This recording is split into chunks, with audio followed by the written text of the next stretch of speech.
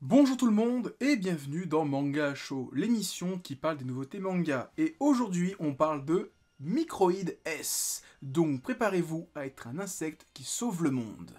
Microïd S est un manga écrit et dessiné par Osamu Tezuka en 1973. Le manga a été prépublié dans le Shonen Champion et en France c'est Issei Manga qui l'édite. Résumé, une espèce d'insecte très évolué, les guidrons, bâtissent un empire géant, profondément enterré sous le désert de l'Arizona aux USA. Ils fomentent leurs plans pour envahir la Terre, afin de la libérer des hommes qui la polluent au nom du progrès et de la civilisation.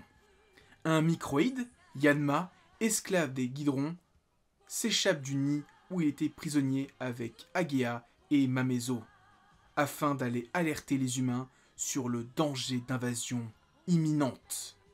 Un mois après Ambassadeur Magma, Issei Manga sort un nouveau manga du dieu des mangas Osamu Tezuka, encore un titre en 2 tomes qui est excellent. A l'instar du précédent titre, je ne connaissais pas non plus ce manga. Je suis tout de suite tombé sous le charme de cette série, rien qu'en lisant la préface de Xavier Ebert. Je vais être simple et je vais paraphraser le monsieur. Ce scénario funeste et inquiétant, Tezuka l'a écrit durant une période tout aussi sombre pour lui. Il destine de plus en plus ses mangas aux jeunes adultes, tout en cherchant un compromis stylistique qu'il trouvera avec Blackjack.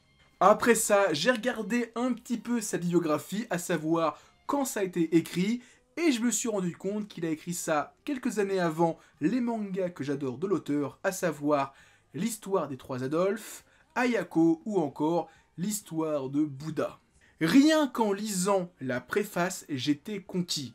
Et ensuite, j'ai dévoré les 600 pages. On est sur un titre vraiment très dur et très sombre.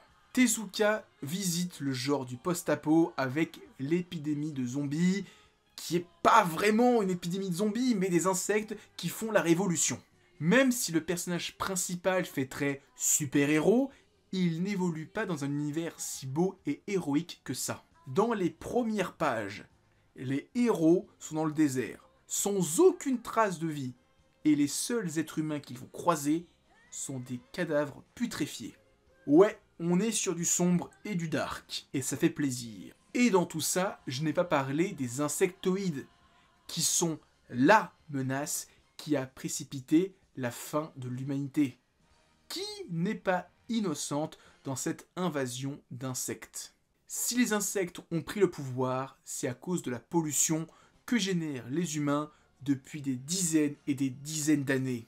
Oui, l'industrie, la mondialisation, mais il ne faut pas oublier notre bonne vieille terre. Je trouve ça impressionnant de découvrir des titres qui ont quasiment un demi-siècle et qu'aujourd'hui encore, ils véhiculent des messages qui sont très forts. Je dirais même plus, ils sont encore plus forts aujourd'hui avec le réchauffement climatique qui est encore plus important aujourd'hui qu'à l'époque où l'auteur l'a écrit.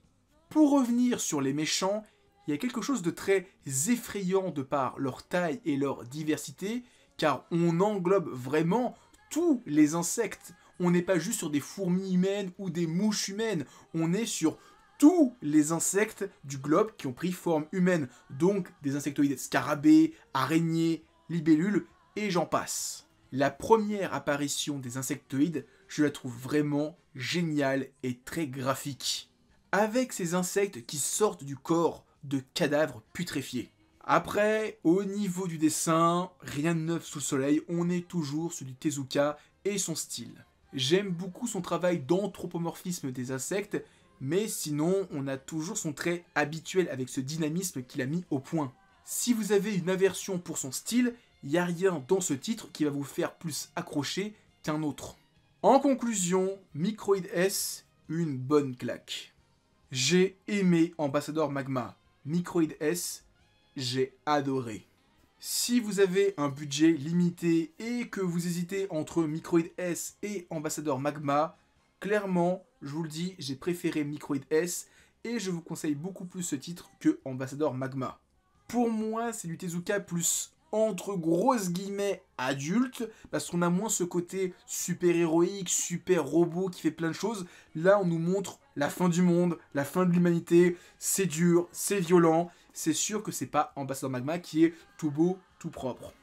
Donc voilà, c'était ma petite vidéo sur Microïd S. J'espère que vous l'avez aimé. Si c'est le cas, laissez un pouce bleu, laissez un commentaire, partagez la vidéo pour que celle-ci puisse gagner en visibilité et que la chaîne puisse grandir. N'hésitez pas à me suivre sur Twitter, Discord et Instagram, les liens sont dans la description. Et moi maintenant, je vous dis à plus et continuez à lire du Tezuka et à lire des mangas. Allez, ciao tout le monde!